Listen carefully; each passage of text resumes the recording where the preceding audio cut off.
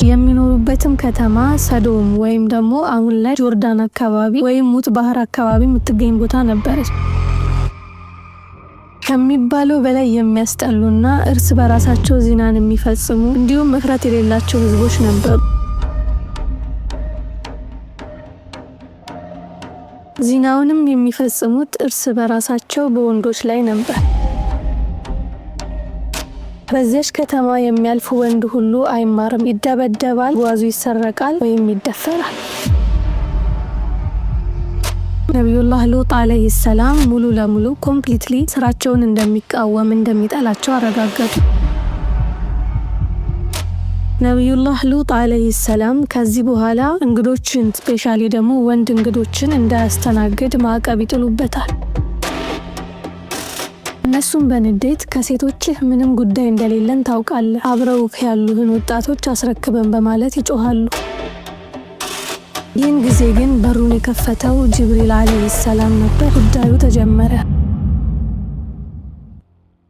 እንደሚታወቀው ቀደምት የነቢያት ህዝቦች በኩፍርና በሽርክ የተጠመዱ እንደሆነ እናውቃለን። ከዛ ውስጥም ኮመን የሆነውና የተለመደው ጣዖትን ማምለክ ነበር። ሲቀርጿቸውም ደጋግ የአላህ ባሮችን በማስመሰል ነበር። ለምን እንደሚያመልኳቸው ሲጠየቁ ከአባቶቻቸው የወረሱት እምነት እንደሆነ ነበር መልሳቸው። የእምነታቸውን ቤዝ የነበረው ውርስና ውርስ ብቻ ነበር። ይሄ ደግሞ ጭፍንነታቸውን ያሳያል። በየዘመኑ ነቢያት መጥተው ከዚህ ተግባራቸው በሚከለክሏቸው ጊዜ ሁልጊዜ ጣዖቶቻቸውን ዲፌንድ እንዳደረጉ ነበር። በእርግጥ በእኛ ዘመን እንደዚህ አይነት እምነት ብዛም ነው። አሁን ላይ የሚገኘውን የሽርክ አይነት ግን አላህ ሱብሓነሁ ወተዓላ በቁርአኑ ጠቅሶልናል። አፈረአይተ መን ኢተኸዘ ኢላሀሁ ሀዋሁ አضለሁ አላሁ ዐላ ዒልም ወኸተመ ዐላ ሰምዒሂ ወቀልቢሂ ወጀዐለ ዐላ በሰሪሂ ጊሻወህ ፈመን የህዲሂ ሚን ባዕድላህ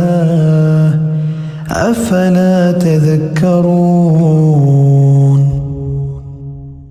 ይህ አያም ባጭሩ የሚያብራራልን አሁን ላይ አብዛኞቻችንን የሚያጠቃንን ለስሜትና ለነፍሳችን ተገዥነትን ነው። አብዛኛውን ጊዜ አብዛኞቻችን የምንናገረው የምንለው ነገር አለ። እሱም የህይወት ግባችን ደስታን ማግኘት ነው፣ ጊዜያዊ ደስታ። ይህንንም ለማግኘት ሁላችንም በየእምነቶቻችን ብዙ ህጎችን እንጥሳለን። የዛሬ ባለታሪኮቻችንም በዚህ ተግባራቸው ቀዳሚ ያልነበራቸው ናቸው። ነፍስን በመገዛት ላይም ከነሱ በፊት ሌላ ህዝብ እንዳልነበረ አላህ ሱብሓነሁ ወተዓላ በቁርአኑ ይገልጻል። የአብዛኞቹ ነቢያት ህዝቦች በሽርክ ስር ወይም ጣዖትን በማምለክ ስር የነበሩ ስለነበር አዲስ አይደለም። እንደሱ አይነት ሽርክም ሲሆን ወደ አላህ ይመለሳሉ የሚል ተስፋ ነበር። ነገር ግን ሽርኩ ራስን ወይም ነፍስን በማምለክ ላይ ሲሆን ትንሽ ከባድ ነው።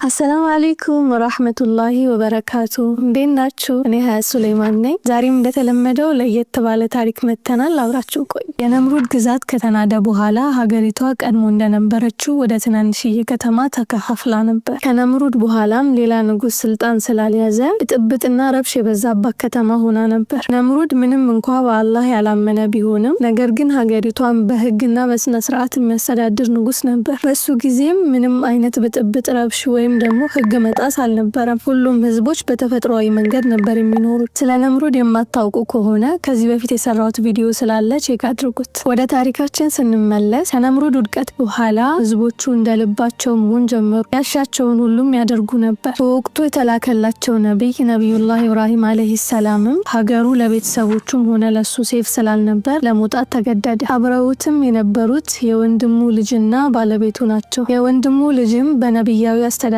ያደገና መልካም ስነ ምግባር የነበረው ልጅ ነበር። ከባቢሎንም ወጥተው ወደ ከነዓን ወይም ደግሞ አሁን ላይ ፍልስጤን ወደምትባለው ቦታ ሲደርሱ ትልቅ ክስተት ተከሰተ። ክስተቱም የተፈጠረው በነቢዩላህ ኢብራሂም አለይሂ ሰላም ወንድም ልጅ ላይ ነበር። አላህም ወህይ ያወርድለታል። ለአንዲት ከተማም ነቢይ አድርጎ ሊልከው እንደሆነ ያስረዳዋል። ይህቺ ከተማም ከነምሩድ ውድቀት ጋር አስከትሎ ከተበላሹት ከተማ መካከል አንዷ ነበረች። የሚኖሩበትም ከተማ ሰዶም ወይም ደግሞ አሁን ላይ ጆርዳን አካባቢ ወይም ሙት ባህር አካባቢ የምትገኝ ቦታ ነበረች። በዚች ከተማ የሚያልፍ ሰውም በሰላም አይወጣም ነበር። አላህን በሚያስቆጣና በጣም በሚያስጠላ ተግባር ላይ የተሰማሩ ህዝቦች ነበሩ። ታዲያ ይሄ ነቢይ ወደዚች የምታስጠላና የምታስፈራ ከተማ ነበር ለብቻው የተላከው። ነገር ግን ምንም ሳያቅማማ ወዲያውኑ መንገድ ይጀምራል። ይሄ ጀግና ነቢይ ማን እንደሆነ መቼስ ገምታችኋል? የነቢዩላህ ኢብራሂም አለይሂ ሰላም የወንድም ልጅ የነበረው ነቢዩላህ ሉጥ አለይሂ ሰላም ነበር። ይሄ ነቢዩላህ ሉጥ አለይሂ ሰላምም አመሻሽ ላይ ወደዚች ከተማ ይደርሳል። ግን ያየው ነገር በጣም የሚያስጠላ ነበር። ከሚባለው በላይ የሚያስጠሉና እርስ በራሳቸው ዚናን የሚፈጽሙ እንዲሁም መፍራት የሌላቸው ህዝቦች ነበሩ። ዚናውንም የሚፈጽሙት እርስ በራሳቸው በወንዶች ላይ ነበር። በዚያች ከተማ የሚያልፍ ወንድ ሁሉ አይማርም፣ ይደበደባል፣ ጓዙ ይሰረቃል ወይም ይደፈራል። አዑዙ ቢላህ። ኦልሞስት ለስሜታቸውና ለራሳቸው የመገዛታቸው ሌቭል በጣም ከፍተኛ ደረጃ ላይ ደርሶ ነበር። ይሄ ተግባራቸውም አብዛኛውን ጊዜ በእኛ አካባቢ ግብረ ሰዶም በመባል ይታወቃል። ነገር ግን ነቢዩላህ ሉጥ አለይሂ ሰላም ወደ ከተማው በገባ ጊዜ አከበሩት። አብሯቸው ካሉት ወጣቶችም የበለጠ ወጣት ቢሆንም አላህ ግን በረህመቱ ጋረደባቸው። እውነትም በአላህ ላይ ተወክሎ የአላህን ትዕዛዝ የፈጸመ ሰው ከእንዲህ አይነት ህዝቦች እንዲሁም ገብቶ ለመውጣት ከሚከብድ ከተማ እንኳን አላህ እንደሚጠብቀው ያሳየናል። ነቢያት ሁሌም በኤቭሪ ስቴፓቸው አንድ የሚያስተምሩን ትምህርት ይኖራል። የአላህ ሰላትና ሰላም ሁሌም በነሱ ላይ ይሁን። በዚህም መልኩ ነቢዩላህ ሉጥ አለይሂ ሰላም በመካከላቸው ተወዳጅነትና ተቀባይነትን አግኝቶ መኖር ጀመረ። ከማክበራቸውም የተነሳ ከጎሳቸው አንዲት ሴት ልጅን ድረውለት ነበር። በመካከላቸውም እየኖረ በዛሽ ከተማ የሚያልፉ መንገደኞች እንዲሁም ነጋዴዎችን እየወጣ ያስጠነቅቃቸው ነበር። የሀገሩን ከባድነት፣ የሰዎቹን ፈታኝነትም ያስረዳቸው ነበር። እኚህ ሰዎች ከዚህ በፊት እንደ ማንኛውም ህዝቦች ሰላማዊና ኖርማል ህይወት ነበር የሚኖሩት። ነገር ግን ከንጉሱ ውድቀት በኋላ አንሊሚትድ የሆነ ፓወር እንዲሁም ፍሪደም ስለነበራቸው በተጨማሪም የሚያመልኩት የሚገዙለት ህግ ስላልነበር ድንበርን አለፉ። ለስሜቶቻቸው ተገዢ እንዲሁም ለነፍሶቻቸው እስረኛ ሆኑ። በእያንዳንዱ ህግ እንዲሁም በእያንዳንዱ የህይወት መስመር ድንበርን አልፈው ነበር። በዚህ ጊዜ ነቢዩላህ ሉጥ አለይሂ ሰላም እምነታቸውን አግኝቶ ነበር። ከዕለታት በአንዱ ቀንም ነቢዩላህ ሉጥ አለይሂ ሰላም በአካባቢያቸው ሲያልፍ ያ መጥፎና አጸያፊ ተግባራቸውን እየፈጸሙ ያገኛቸዋል። ወሉጠን ኢዝ ቃለ ሊቀውሚሂ አተእቱነ አልፋሒሸተ ማ ሰበቀኩም ቢሃ ሚን አሐድን ሚነል ዓለሚን ኢነኩም ለተእቱነ አርሪጃለ ሸህወተን ሚን ዱኒ ኒሳእ በል አንቱም ቀውሙን ሙስሪፉን። ይህንን ባላቸው ጊዜም በድንጋጤ በግርምት እንዲሁም ከሱ ባልጠበቀ አይን ይመለከቱት ጀመር። ምክንያቱም እንደዚህ አይነት ንግግር ሊናገር የሚችለው ወይ ንጉስ ነው ወይ ነብይ ነው ወይ በእነሱ ላይ ስልጣን ያለው ሰው መሆን ነበረበት። አይኖቻቸውም አንተ ማን ስለሆንክ ነው እንደዚህ አይነት ንግግር እንዲሁም እንደዚህ አይነት ትዕዛዝ ልታዘዝ የምችለው የሚል ጥያቄ ያዘለ ነበር። በዚህ ጊዜም ነቢዩላህ ሉጥ አለይሂ ሰላም እንዲህ ብሎ ይመልስላቸዋል። إذ قال لهم أخوهم لوط ألا تتقون إني لكم رسول أمين فاتقوا الله وأطيعون وما أسألكم عليه من أجر إن أجري إلا على رب العالمين أتأتون الذكران من العالمين وتذرون ما خلق لكم ربكم من أزواجكم بل أنتم قوم عادون። አስቡት፣ ይህንን ንግግር የሚናገረው የሰው ስጋ መብላት እንኳን ቢያረካቸው ወደ ኋላ ለማይሉ ህዝቦች ነበር። ንጹህና አማኝ ልብ ይዛችሁ እንደዚህ አይነት ህዝቦችን መጋፈጥ ትልቅ ጀግንነት ይጠይቃል። ይህን ጊዜ ሁላቸውም በንዴት አይን ዞረው እየተመለከቱት ይህን ንግግሩን የማያቋርጥ ከሆነ እንደሚያባሩት አስፈራሩት። قالوا لئن لم تنته يا لوط لتكونن من المخرجين። ሱብሃንአላህ። አሁን ላይ ያሉ የእነሱን ወንጀል የሚያራምዱ ሰዎችም ልክ እንደዚሁ ነበሩ። ሊመክራቸውና ወደ ተፈጥሯዊ ማንነታቸው ሊመልሳቸው የሚመጣን ሰው ሁሉ ኢግኖር ያደርጋሉ። እንዲሁም ጆሮቻቸውን ከሀቅ ይደፍኑታል። አብዛኛውን ጊዜም መልሳቸው አግሬሲቭ ነው። ምክንያቱም ዲፕ ዳውን በልባቸው ያውቃሉ ልክ እንዳልሆኑ። ታዲያ ነቢዩላህ ሉጥ አለይሂ ሰላምም እንዲህ ብሎ ይመልስላቸዋል። ኢኒ ሊዓመሊኩም ሚነል ቃሊን፣ የምትሰሩትን ብልግና አጥብቄ አወግዛለሁ፣ እቃወማለሁ ይላቸዋል። በዚህ ጊዜም ነቢዩላህ ሉጥ አለይሂ ሰላም ሙሉ ለሙሉ ኮምፕሊትሊ ስራቸውን እንደሚቃወም እንደሚጠላቸው አረጋገጡ። ነገር ግን እንዳያባሩት ከራሳቸው ጎሳ ነበር የዳሩት። ታዲያ ነቢዩላህ ሉጥ አለይሂ ሰላምን በመደፋፈር በግልጽ ስራቸውን ይቃወም ጀመር። በግልጽም ወደ አላህ መጣላት ይጀምራል። ይህን ጊዜ ህዝቦቹ በጣም ይናደዳሉ። ከዚህ በፊት ነጋዴዎችን እንደምትመልስ እንዲሁም ወንድ እንግዶችን አስተናግደህ እኛ ሳናያቸው ወደ መጡበት እንደምትመልሳቸው እናውቃለን ይሉታል። ከርዝቃችንና ከስሜታችን ከለከልከን፣ ነገር ግን እያንዳንዱ ዜና ይደርሰን ነበር አሉት። ይሄ ሁሉ ወሬና ይሄ ሁሉ ዜና እንዴት እንደሚደርሳቸው ልትገምቱ አትችሉም። ከዛም ህዝቦቹ አንድና ለየት ያለ ውሳኔ ለመወሰን ይስማማሉ። ነቢዩላህ ሉጥ አለይሂ ሰላም ከዚህ በኋላ እንግዶችን ስፔሻሊ ደግሞ ወንድ እንግዶችን እንዳያስተናግድ ማዕቀብ ይጥሉበታል። በዚህ ጊዜም ነገሩ በጣም ተጋግሎ ነበር። ነቢዩላህ ሉጥ አለይሂ ሰላም እና ልጆቹን ከአላህ በስተቀር ማንም ይጠብቃቸው አልነበረም። ነገር ግን ነቢዩላህ ሉጥ አለይሂ ሰላም ዳዋውን አላቆመም። በሚገኙበት ቦታ ሁሉ እየሄደ ይከለክላቸውና ዳዋ ያደርግ ነበር። በእያንዳንዱ ዳዋ ግን የመገደል ፕሮባቢሊቲ ነበሩ። ነገር ግን አላቆም። ከዕለታት ባንዱ ቀንም በእነሱ በኩል ሲያልፍ ያንን አጸያፊና የሚያስጠላ ተግባራቸውን ያለምንም ሀፍረት መንገድ ላይ እየፈጸሙ ያገኛቸዋል። ነገር ግን ነቢዩላህ ሉጥ አለይሂ ሰላም በእርጋታና በሰላማዊ መንገድ ሂዶ ይህንን ተግባራቸውን ለምን እንደማያቆሙ እንዲሁም ወደ ተፈጥሯዊ መንገድ ለምን እንደማይመለሱ ይጠይቃቸዋል። ነገር ግን መልሳቸው በዚህኛው ዙር ትንሽ ከባድ ነበር። ትክክለኛ ነብይ ነኝ ብለህ የምታስብ ከሆነ የምታስፈራራን በቅጣት ከሆነ እንዲሁም አላህ ትክክለኛ ከሆነ እስኪ ያምጣብን ብለው ይወራረዱታል። አቤት ድፍረት! አላሁ አክበር። ይህን ጊዜም ነቢዩላህ ሉጥ አለይሂ ሰላም ረቢ እንሱርኒ ዐለል ቀውሚል ሙፍሲዲን በማለት ዱዓ ያደርጋል። ይህን ጊዜ ነቢዩላህ ሉጥ አለይሂ ሰላም እጁን ወደ ላይ ከፍ በማድረግ አላህ ከነዚህ ፈሳድ ከበዛባቸው መጥፎ ህዝቦች ነፃ እንዲያወጣው ዱዓ በማድረግ ወደ ቤቱ ይመለሳል። ከዛ በኋላ እንኳን እነዚህ ህዝቦች እያሾፉና እየተሳለቁበት ነበር። ሐታ ኢዘ ስተይአሰ ሩሱሉ ወዘኑ አነሁም ቀድ ኩዚቡ ጃአሁም ነስሩና ፈኑጅየ መን ነሻእ ወላ ዩረዱ በእሱና ዐኒል ቀውሚል ሙጅሪሚን። ከዚህ በኋላም ነበር የእነዚህ ህዝቦች ቅጣት የጀመረው። ከቀናት ባንዱ ቀንም ነቢዩላህ ሉጥ አለይሂ ሰላም ቤቱ ቁጭ ብሎ ባለበት ሴት ልጁ እየሮጠች እያለከለከች ወደ ቤት ትገባለች። ለአባቷም እንዲህ ትለዋለች፣ አባቴ ሆይ ውጭ ላይ 3 የሚያማምሩ ወጣት ወንዶች ይፈልጉሃል ትለዋለች። በህይወቴ እንደነሱ የሚያማምሩ ወንዶች አይቼ አላውቅም። ነገር ግን ህዝቦቻችን ካዩቸው አይምሯቸው ወደ ቤት እንዳላመጣቸው ደግሞ እንግዳ እንዳናስተናግድ ተከልክለናል። ምን ይሻለናል ትለዋለች። ወለማ ጃአት ሩሱሉና ሉጠን سيء بهم وضاق بهم ذرعا وقال هذا يوم عصيب።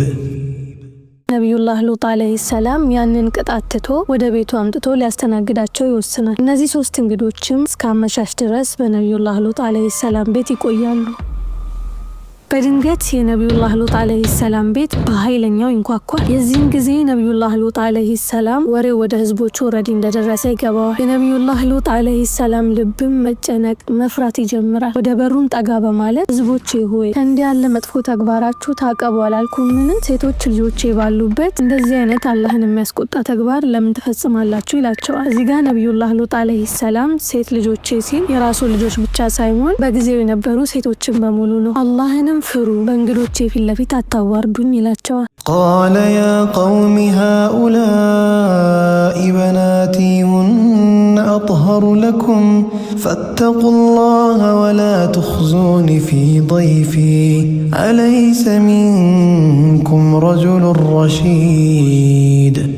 እነሱም በንዴት ከሴቶችህ ምንም ጉዳይ እንደሌለን ታውቃለህ፣ አብረውክ ያሉህን ወጣቶች አስረክበን በማለት ይጮሃሉ። ጉዳዩም አዲስ ነገር አይደለም፣ ወጣቶቹን በቶሎ አስረክበን ይሉታል። ቃለ ለው አነ ሊ ቢኩም ቁወተን አው አዊ ኢላ ሩክኒን ሸዲድ። በዚህ ጊዜ ነቢዩላህ ሉጥ አለይሂ ሰላም ልቡ ተጨንቃ ምን አለ አቅምና ጉልበት ኖሮኝ ባስጣልኳችሁ ብሎ ተጨንቆ ሳይጨርስ አንድ ከባድ ድምፅ ከጀርባው ይሰማል። እነዚህ ሰዎችም መላኢኮች መሆናቸውን አበስረውት ያረጋጉታል። ማድረግ የምትችለውን ነገር ሁሉ አድርገሃል፣ እንዲሁም ያቅምህን ሞክረሃል ብለው ያረጋጉታል። እነዚህ መላኢኮች ወደ ቤተል መቅዲስ በመሄድ ለአጎቱ ነቢዩላህ ኢብራሂም አለይሂ ሰላም ባለቤቱ ሀጀር ወንድ ልጅ እንደምትወልድለት ካበሸሩት በኋላ ወደ እሱ እንደመጡ ነበር ያሳወቁት። ቀጥለውም ነቢዩላህ ሉጥ አለይሂ ሰላም ቤተሰቦቹን ይዞ ከሀገሩ ወደ አመሻሽ ላይ እንዲወጣ ይነግሩታል። ቃሉ ያ ሉጥ ኢና ሩሱሉ ረቢከ ለን የሲሉ ኢለይክ ፈአስሪ ቢአህሊከ ቢቅጥዕን ሚነል ለይሊ ወላ የልተፊት ሚንኩም አሐዱን ኢላ እምረአተክ ኢነሁ ሙሲቡሃ ማ አሳበሁም ኢነ መውዒደሁም አሱብሕ አለይሰ አሱብሑ ቢቀሪብ። መንገድ ከጀመሩ በኋላም አንድም ሰው ወደ ኋላ ዞሮ እንዳይመለከት ያዙታል። ነገር ግን በሚያሳዝን ሁኔታ ከቤተሰቦቹ አንድ ሰው እንደሚዞር እንዲሁም የሰዶም ህዝቦችን ያጠቃው ወንጀል እንዳጠቃው እንዲሁም ከዚህ ቅጣት እንደማይተርፍ ያረዱታል። ታዲያ ይሄ ሰው በታሪኩ መጀመሪያ ላይ እንዳየነው የነቢዩላህ ሉጥ አለይሂ ሰላምን የቤት ሚስጥራት ሁሉ እያወጣ የሚናገር ሰው ነበር። ይሄ ሰው ማን ነው ካላችሁኝ የነቢዩላህ ሉጥ አለይሂ ሰላም ባለቤት ናት። አዎ ሚስታቸው። አዑዙ ቢላህ። በዚህ ጊዜ ነበር ነቢዩላህ ሉጥ አለይሂ ሰላም እስከዛሬ የቤቱ ሚስጥር እንዴት እየወጣ እንደነበር እንዲሁም እኚህ ሶስት ወጣቶች ሲመጡ ወሬው እንዴት ወደ ህዝቦቹ እንደደረሰ ይገባው። እንግዶቹን ሊቀበል በወጣ ሰዓትም ባለቤቱ ወጥታ ለህዝቦቹ መናገሯን አወቀ። ህዝቦቹም በሩን በኃይለኛው ያንኳኳሉ። ይህን ጊዜ ግን በሩን የከፈተው ጅብሪል አለይሂ ሰላም ነበር። ጉዳዩ ተጀመረ። በክንፉ ጫፍ ብቻም ይመታቸዋል። ሲመታቸው ግን እያንዳንዳቸው የአይናቸው ብርሃን ይጠፋል። ብርሃኑ ብቻ ሳይሆን ኦልሞስት ባዶ ሆኖ ነበር ቦታው። ታዲያ በዚህ ጊዜ ምን እንዳሉ ታውቃላችሁ? አይኖቻቸው ጉድጓድ ከሆኑ በኋላ መቼስ አምነዋል ብላችሁ ነው የምትጠብቁት አይደል? ኖ፣ ፍጹም ተቃራኒ ነገር ነበር ያደረጉት። እነሱማ ነገም ቀን አለ በማለት አይናቸው ጉድጓድ እንደሆነ ይተረማመሱ ጀመር። ታዲያ እነዚህ ሰዎች አይናቸው ሳይሆን ልባቸው ነበር የታወረው። ነቢዩላህ ሉጥ አለይሂ ሰላምም ቤተሰቦቹን ይዞ እስከ ንጋት እየተጓዘ ነበር። ንጋት ላይም ፀሐይዋ ጠንከርከር ማለት ጀመረች። የዚህን ጊዜ አስፈሪና አስደንጋጭ የሆኑ ድምጾች ይወጡ ጀመር። የነቢዩላህ ሉጥ አለይሂ ሰላም ባለቤትም ተደናግጣ ወደ ኋላ ትዞራለች። የመጨረሻ ንግግሯም የነበረው ወይኔ ህዝቦቼን ነበር። ከዛ በኋላ ነቢዩላህ ሉጥ አለይሂ ሰላምም ሆነ ልጆቹ ድምጿን አልሰሙትም። ነቢዩላህ ሉጥ አለይሂ ሰላምና ልጆቹም ወደ ሰላማዊ ቦታ ይደርሳሉ። የዚህን ጊዜ የሰዶም ከተማ ትጠፋለች። ይህቺ ከተማ እንዴት ሆና እንደጠፋች ኤግዛክትሊ ምን ሀፕን እንዳደረገ አላህ ሱብሓነሁ ወተዓላ በቁርአኑ እንዲህ ሲል ይነግረናል። ፈለማ ጃአ አምሩና ጀዐልና ዓሊየሃ ሳፊለሃ وأمطرنا عليها حجارة من سجيل منضود። ጅብሪል አለይሂ ሰላም ይህችን ከተማ ድምጾቻቸውና ጩኸቶቻቸው የሰማይ መላእክታት እንኳን እስኪሰሙት ድረስ ጅብሪል አለይሂ ሰላም መሬቱን ከፍ አደረገው። በዚህም ጊዜ ለእያንዳንዳቸው በስማቸው የተዘጋጀ ከጀሃነም የሆነ ድንጋይ ይወርድባቸዋል። በዚህ ሰዓትማ ማንም ሰው ከአላህ ቅጣት አያመልጥ። የነቢዩላህ ሉጥ አለይሂ ሰላም ባለቤትም ወደ ኋላ በዞረችበት ነበር በስሟ የተዘጋጀ የጀሃነም እሳት አግኝቷት በቦታዋ ደርቃ የቀረችው። እዛው ባለችበትም ደርቃ እንደቀረች ይነገራል። ነገር ግን ከአላህ ሱብሓነሁ ወተዓላ ውጪ ምን ሀብን እንዳደረገ የሚያውቅ የለም። ከዚህ ቅጣት በኋላ ከፍ አድርጓት የነበረውን መሬት ጅብሪል አለይሂ ሰላም ይዘቀዝቃት ጀመር። በቁርአናችንም እንደተገለጸው ላይዋን ታች አደረጋት። በሰው ልጅ ታሪክም እንደዚህ ከባድና አስፈሪ ቅጣት የተቀጣ ማንም አልነበረም። ታዲያ ይሄ ቦታ አብዛኞቹ ተመራማሪዎች እንደሚሉት ወደ ሙት ባህር አካባቢ እንደሆነ ይነገርለታል። ሙት ባህርም የሚገኘው በጆርዳንና በፍልስጤም መካከል ነው። አሁን ላይ ቢሆንም ከዛች መሬት ውጪ በዙሪያዋ ያሉ አካባቢዎች በሙሉ ለም ናቸው። ነገር ግን ያቺ መሬት ደርቃ እንደቀረች ናት። የሻም መሬት አሁንም ድረስ አረንጓዴ እንዲሁም ዘር የምታመርት ናት ከዛች መሬቶች። ታዲያ ይሄ ከአላህ የሆነ ትምህርትን ሊያስተምረን ይገባል። ለስሜትና ለነፍሶቻችን መገዛት አይናችንን ብቻ ሳይሆን ሀቅን የምንመለከትበትን ልባችንንም እንደሚያደርግ ያሳየናል። ከዚህ ታሪክ እንደምንረዳውም አላህን በሚያስቆጡ ተግባራት መዘፈቅ ለምን ያክል ለባሱ ችግሮች እንዲሁም ሰላምና እርካታችንን እንደሚነሳን እናያለን። ከዛም አልፎ ለተበላሹና ከሰብአዊነት ለወጡ ወንጀሎች እንደሚዳርገንም እናያለን። ያ ስሜት ደግሞ መቼም እንደማይሞላና ሁሌም ለሱ ተገዢ እንዲሁም እስረኛ እንድንሆን እንደሚያደርገንም አይተናል። እንዲሁም ደግሞ ደስታና እርካታ የሚገኘው አላህ በወደደልን መንገድ መሄድ ከውጤቱ ይልቅም ስፔሻሊ ፕሮሰሱ እንደሚያስደስት በመንገዳችን የምናገኛቸው ሰላምና እርካታ እንደሆኑ ነው። أفرأيت من اتخذ إلهه هواه أضله الله على علم وختم على سمعه وقلبه وجعل على بصره غشاوة فمن